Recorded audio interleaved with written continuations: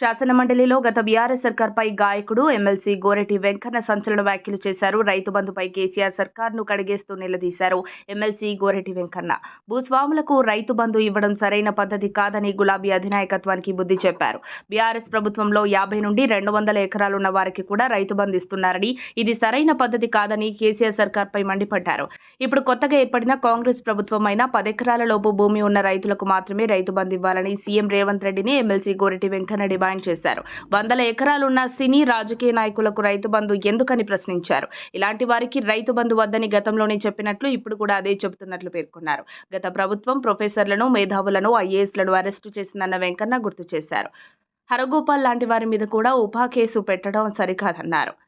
BRS ప్రభుత్వం అప్రతిష్ట పాలు కావడానికి అధికారులే కారణమని ఎమ్మెల్సీ గోరటి వెంకన్న తెలిపారు.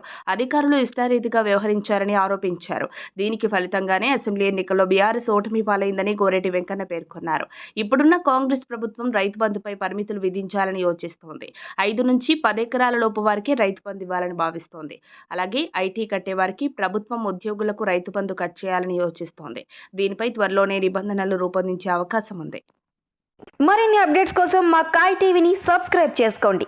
మా వీడియో కనుక మీకు నచ్చినట్లయితే లైక్ చేయండి, షేర్ చేయండి. మీ విలువైన అభిప్రాయాలను కామెంట్ బాక్స్లో తెలియజేయండి.